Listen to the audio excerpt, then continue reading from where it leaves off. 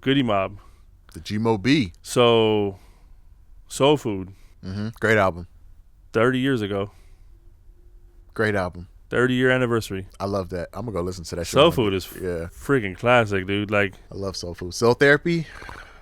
You can't. Yeah, that. I mean, when they sit in the restaurant eating on the video. Yeah. That video is just. It's so. I don't want to say it's basic. That's the wrong word. Right. It's the wrong word, but it's so basic. Yeah, simple. It's such a simple idea. They just, but it works. It was just such a dope video. I love that video. It's perfect. But yeah, and then obviously you move up to it. They don't dance no more. Right. All they do is this. Yeah. Oh man, like I love Goodie Mobb, man. But yeah, CeeLo announced that if all goes according to plan, they're gonna do a farewell album, Goodie Mobb album. I wonder if that's gonna come with a tour. And I'm like, please have a tour. Yeah. See Big Gip and Cujo. Oh man, the whole group. Like, yeah. If they did a whole Dungeon Family tour, that'd be wild. Damn. Oh yeah, get Outkast. Oh yeah. Everybody. Yeah. The whole Dungeon Family. Sleepy Brown. Yeah, that'd be wild. Was Cool Breeze? He was part of Dungeon Family too. Yeah. Watch for the hook. See, the only I want to say I had Cool Breeze's first album. I don't know if it was his first or second, but the one that had I Got Peoples. Yeah. That's like the only song that sticks out from his whole catalog to me. For me, is that, but Watch for the Hook. Yeah, it's like I can't even remember that song. The coolest cutter in town. I forgot. I'm brain farting right now because I'm thinking Outkast songs. But yeah. And Watch for the Hook.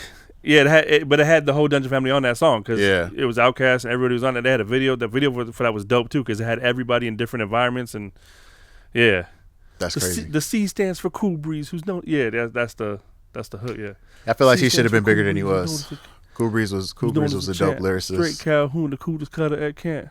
Yeah, that song was dope. I got people still on parole, on house arrest. Yeah. But yeah, I'm kind of looking forward. I want to see if that transpires. I think a Goodie Mobb album is. I say this all the time. Again, it's long overdue. Like right. CeeLo's been doing a lot of stuff in his own right. I mean, I'm a big fan of the stuff he did with Danger Mouse, the Danger Doom. Yeah. I mean, the Danger Doom was him and MF Doom, but Danger Mouse was the Gnarls Barkley stuff. Right.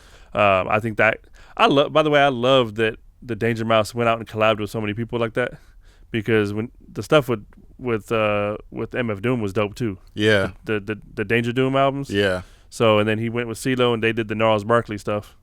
I thought that stuff was dope, and then CeeLo had his solo stuff. I thought those are dope, very creative. Yeah, I love seeing those artists of the CeeLo talent shape. I can't even think of what I'm trying to say, but like the Andre 3000s, where it's like we see where they came from, right? But we see how truly artistic they really were. I think I read somewhere where that time where Goodie Mobb came out with Soul Food, I think CeeLo was like 19 or something like that. Yeah, all of these young, man. All of these teenagers. The rest of them were older than that, though. I think the rest of them were in their like mid 20s or something like that. But I think, CeeLo was like 19 doing that. Yeah, it's kind of crazy how many his style evolved like crazy too. Late teens, early 20s individuals brought some timeless music. Throughout our lifetime. Yeah. To be that young and to be that talented. Because that Soul Food album for sure is one of those. Yeah, that's a classic. Yeah, that's a classic. And it's crazy too because Goodie Mobb's stamp is a large stamp with not a large catalog. Right. But their catalog was impactful. Right. And that's the thing. It's like you can have 20 albums and you can be like, dang, that dude got a lot of albums. But what was the impact? Right.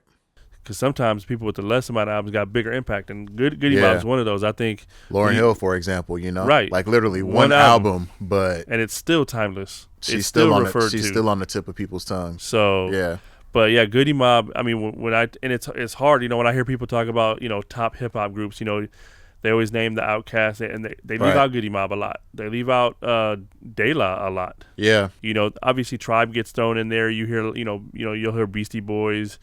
You'll hear Leaders of the New School. Yeah, the popular ones. And not that any of those are bad choices. And it's hard pressed for me to sit there and be like, I can name my top 5 right now, because tomorrow you might ask me and I'll have 5 different ones. Right. You know what I mean? It's a lot. It's hard. I know for me, I'm throwing the Roots in there. It's top 5 for sure. Right. I am throwing Tribe. I am throwing De La. I'm throwing Outkast.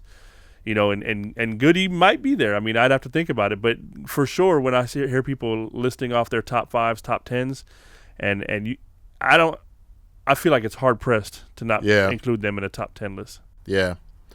Well, I mean, depending on the measurement that you're using to justify who your top 5 or top 10 is. And that's just it too. It's all subjective. It is subjective, 100%. Now, don't get me wrong. There are certain ones that are like undeniable. Yeah. In the scale of that top 5. Which like, is your Tribe and your De La's. You know, like they have to be in everybody. They should be in everybody's top 5. Yeah. You know, but depending on where they are on that top 5, like all of that's subjective. So I always feel some kind of way when it's like, you know, people are so diehard over there. Like, this is top 5. And if you don't agree with it, like, you're an idiot. And it's like, right. It's like, come on, dude. Like, it's all subjective, man. It's very subjective. Because, you know, certain music hits people differently. Yeah. Like you might hear. It's like when people talk about top 5 MCs, like just whether they come from a group or not, you know, it's hard for me to come up with a top 5. Yeah. When I see even a top 10 or whatever, but when I see people they put their lists online, they're like they put like a top 25, top 50 list, and I'm looking down it, and I don't see Black Thought on the list. Yeah. I do sometimes, you know, question it. It's subjectable. I get it. It's subjectable, but at the same time, I'm like, really, you went through 50 and you don't have Black Thought on here? But then you that don't just have makes Redman on here? That just makes me feel like they're not familiar with their catalog, right? You know, right. You know, and again, it could be locationality. That, and then sometimes I go, well, maybe not putting it there because they attribute Black Thought as being part of a group, not an individual. Yeah, and I get that, but you know, there's a lot of artists that I seen slipping off these lists. Like I said, like Redman is another one. Like, how is Redman not on a top 50 list? Yeah, like that's just bizarre to me. Like Redman is just. Yeah, you know, some people are just sleepers. Some people are just sleepers. You know, some people don't think about it until they actually think about it, and then it's like, well, now that you mention it, right, and that happens. Yeah, definitely happens. I mean, it is what it is. Yeah. There's a lot. It's a lot of people. Like I'm thinking of Ludacris right now, like dope lyricist, dope MC. I'll never forget when Meth and Red had their prank show, and they tried to prank Luda with that whack beat, and they told him to ribbit like a frog. And he got in the booth and he started going ribbit, and he started, you know.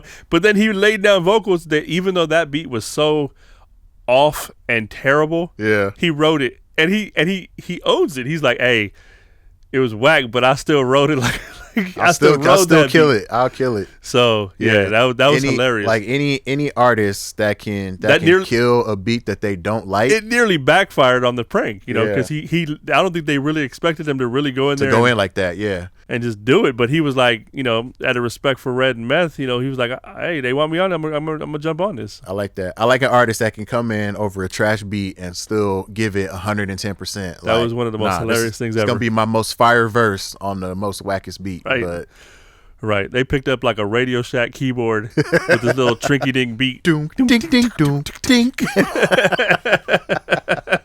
All right, Luda, do your thing. And then they added some drums over the top of it that was just so off, just terrible. Yeah. And he was like, I got this. Yeah, that's crazy. So, but yeah. That's wild. Can you reach that?